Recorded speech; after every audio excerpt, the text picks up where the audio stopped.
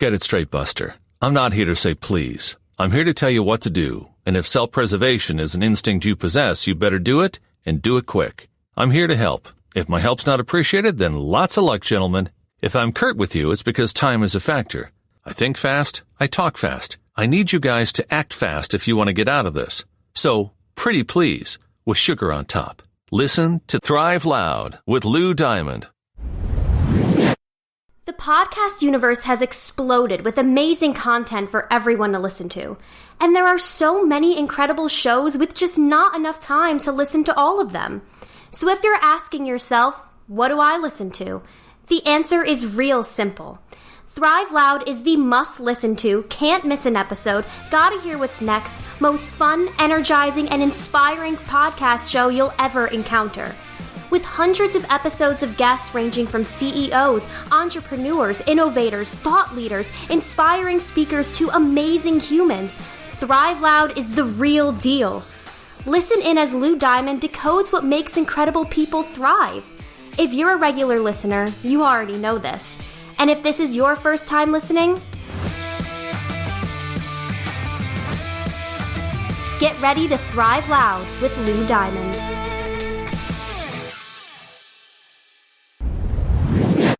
Welcome, everyone, to another episode of Thrive Loud with Lou Diamond, connecting you to the most inspiring and amazing people that are thriving each and every day. I'm your host, Lou Diamond. Today on Thrive Loud, we have an internationally recognized client acquisition expert, author, and Hall of Fame speaker who motivates others to take action with proven strategies. A successful entrepreneur, his client acquisition system has been featured in so many publications, I will not list them all. There's just too many of them. The Journal, the Huffington Post, it's ridiculous. This list is tremendous. And his own business success has been featured in Money Magazine.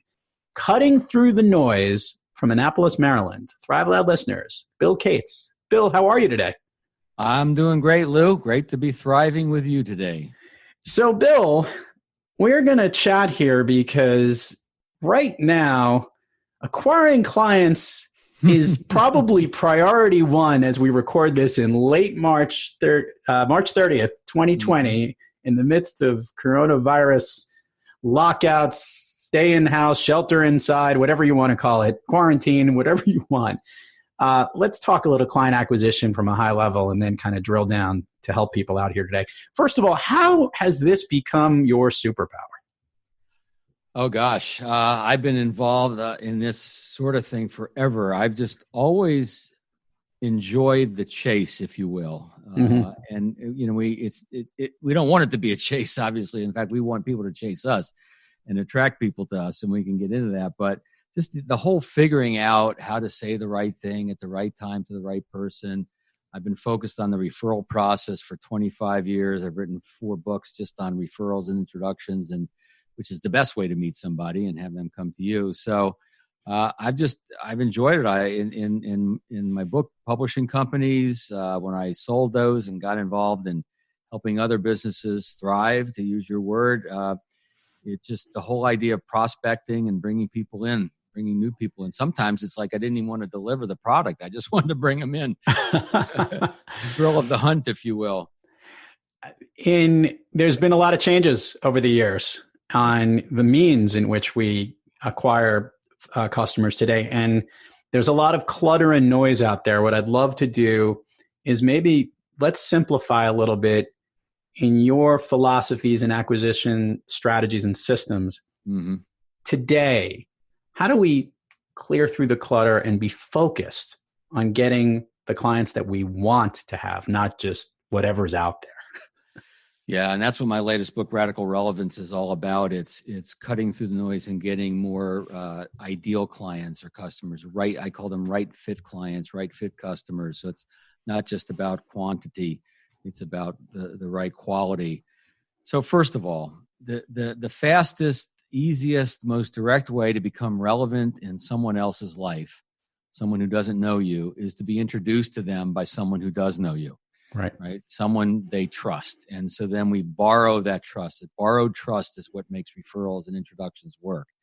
And so that's always been the highest on my list. There are ways to create word of mouth, but I like to create what I like to call purposeful word of mouth, where The people who are talking about us know what to say about us, and they know who to say it to, and they know how to connect those people to us. So it's not just buzz, it's purposeful word of mouth. And that's also very, very important now. The whole concept of social proof, this fits into that, right? Right. And so, but beyond that, the referral, the introduction, we operate under that borrowed trust, but that borrowed trust only takes us so long, or so far, I should say. And now we have to start to talk about our value in a way that truly resonates with them. It's got to be relevant to them, or they'll ignore it. It's got to compel them to move forward, or they'll just, they won't. And because of all the clutter, and that's why I wrote the book, was really to solve the two main problems that we find in customer client acquisition. And I think the problems are exacerbated during the coronavirus situation. First of all, the messaging overload, right? Yeah. Not that we didn't have it enough as it was, but now everyone's trying to help everybody, right? Everyone's trying to, let me give you this, and let me help you with this, and I've got this thing, and so it's actually more clutter and than ever before. So that's one of the biggest challenges. How do we resonate and cut through all that? And another big challenge we have, which can also be exacerbated during this situation, is inertia, meaning there are some people that are just stuck doing nothing. They've got their head in the sand. And when you get into a situation like this, quite often people will take less action because they're not sure what to do. Right? What's the future going to look like? It's uncertain. It's not clear, and a confused mind will not take action. So that's one side of the inertia, and the other side is who are they working with now? The path they're already traveling, trying to unseat the incumbent. That's difficult, and sometimes more difficult than ever in a situation like this. Except if companies aren't stepping to the plate and aren't being sensitive to the situation and aren't helping their clients or customers in a way that totally fits, there will be movement. There will be client or customer movement to new resources. And that presents an incredible opportunity for us to be able to capture some of that movement. I always laugh, Bill, when people in times of crises or duress or strained situations say, the future is uncertain.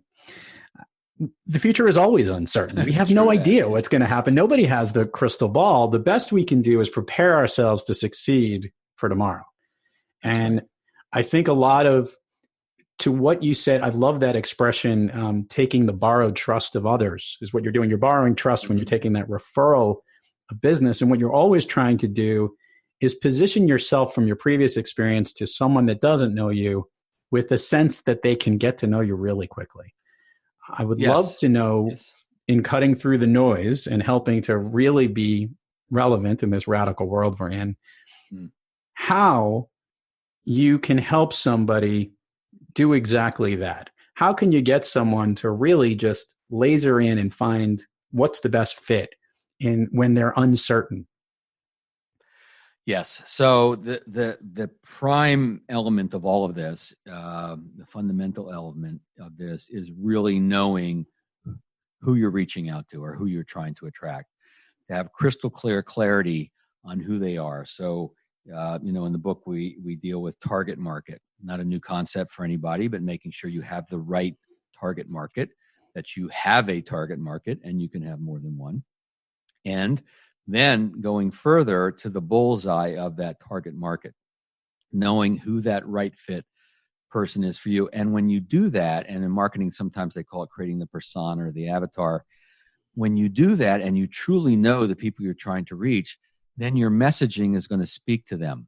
Yeah. So one of the most important aspects of both marketing and sales messaging, and marketing messaging and sales messaging, there is a bit of a difference.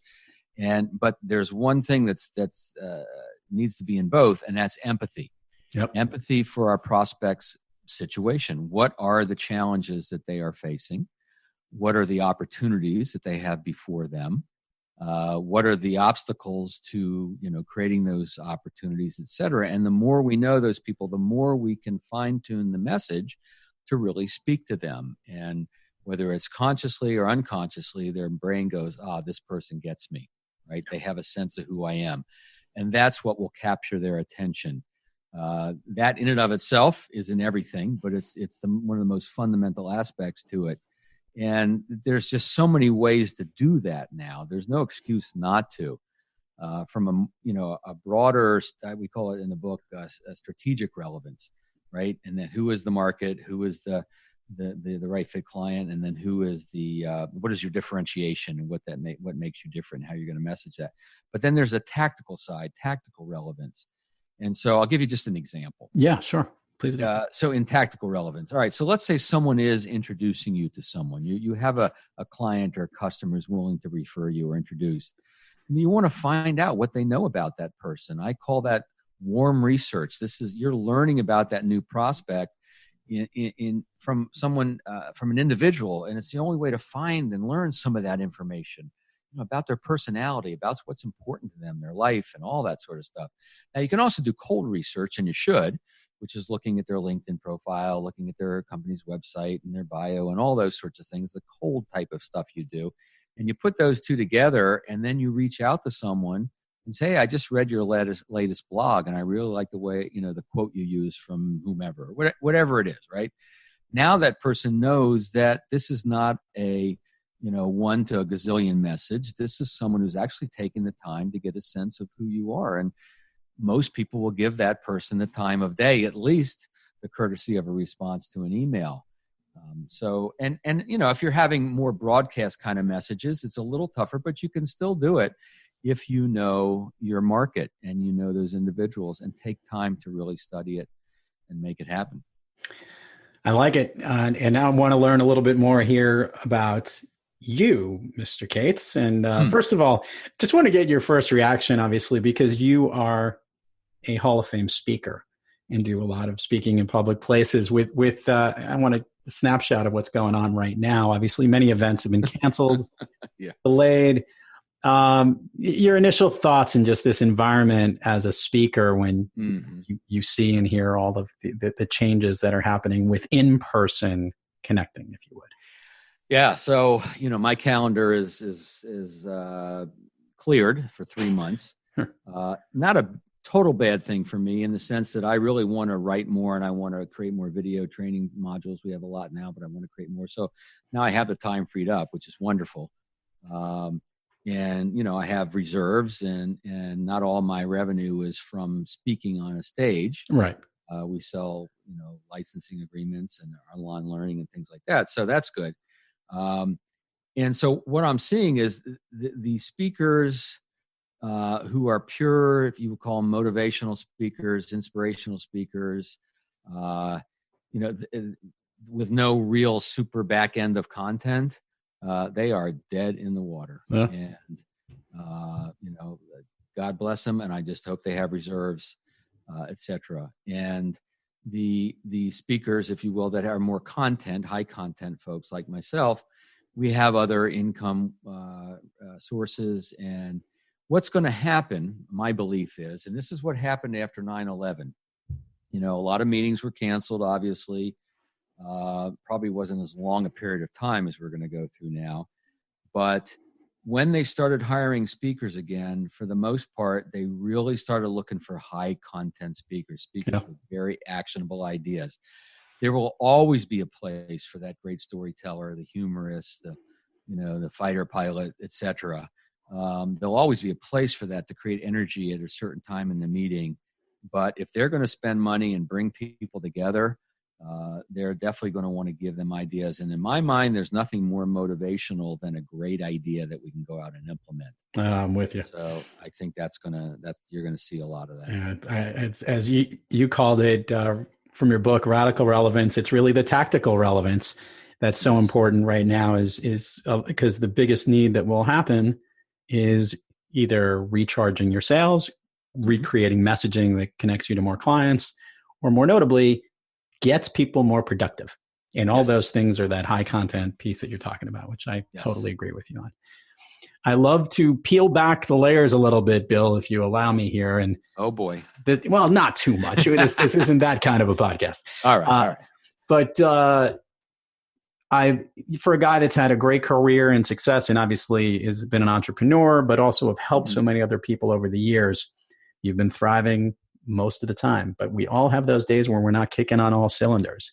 Mm. Bill, when you have trouble thriving, who or what practice do you seek to get yourself back on the thriving track? Yeah, there's a few things I do. If it's a short-term thing, like in the course of a day, I will either get physical, meaning I'll take a walk and some fresh air, or I use music a lot. I mean, music, it just immediately changes my mood. Just a few days ago, I had some work I needed to do, and I wasn't feeling the steam to do it. And one of my favorite all-time bands from forever, I'm an old rock and roll drummer, and is a group called Tower of Power. Not everybody knows them, but they're very, funky and big horn section, and just, you can't listen to them and not move some part of your body. So I just put that out, and man, it just like picked me up.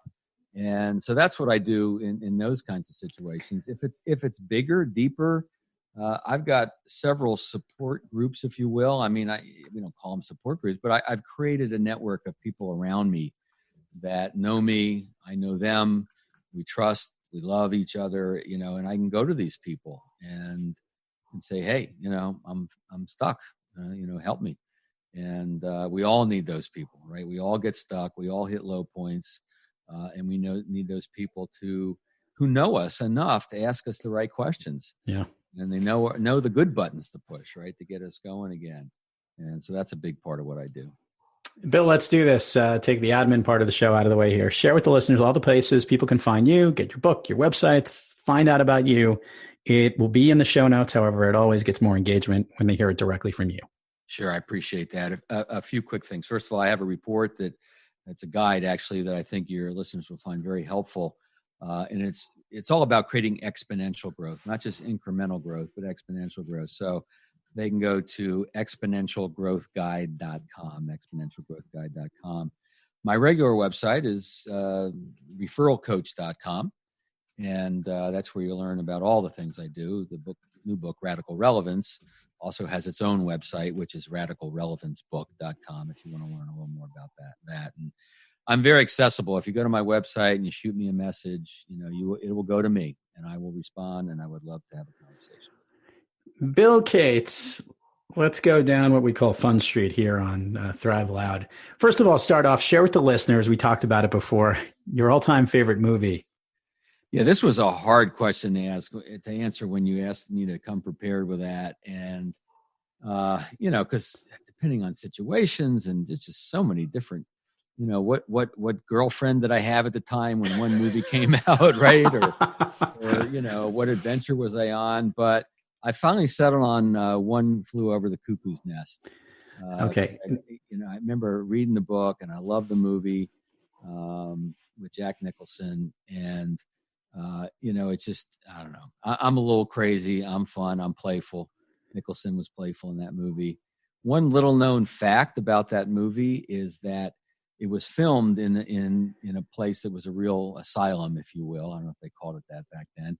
But all the people in the background, all the doctors and the nurses, the extras that are playing doctors and nurses are actually the residents, the inmates, if you will, the residents of that hospital or facility.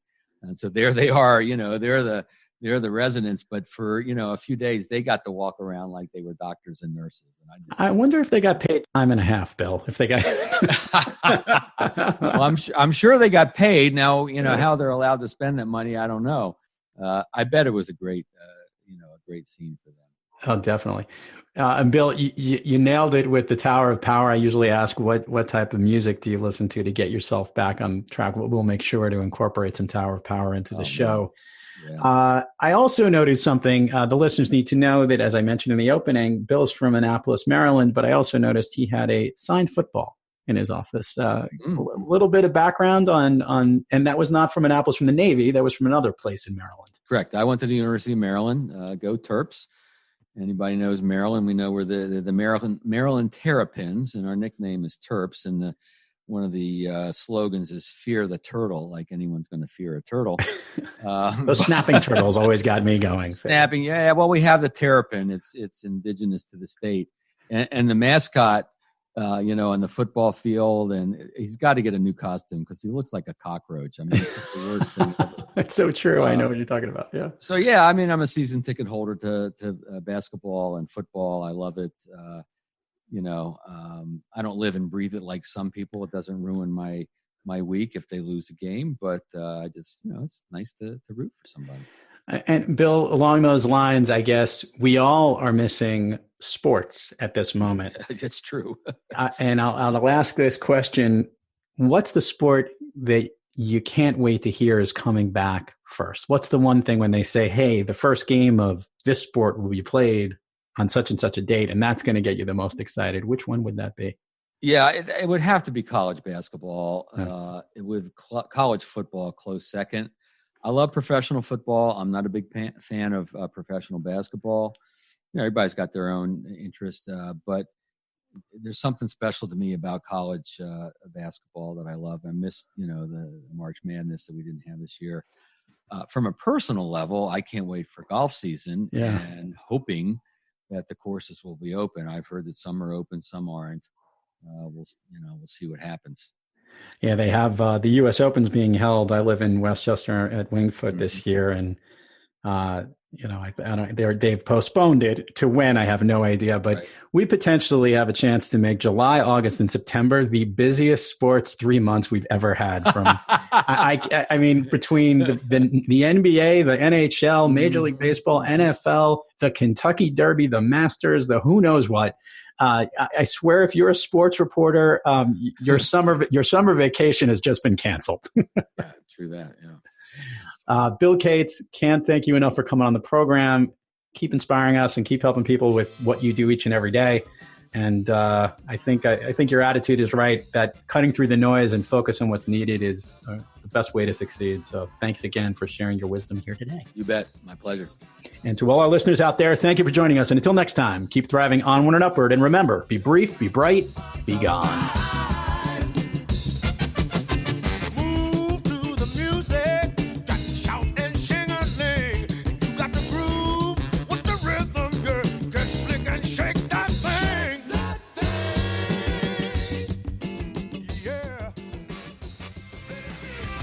You've been listening to Thrive Loud with your host, Lou Diamond.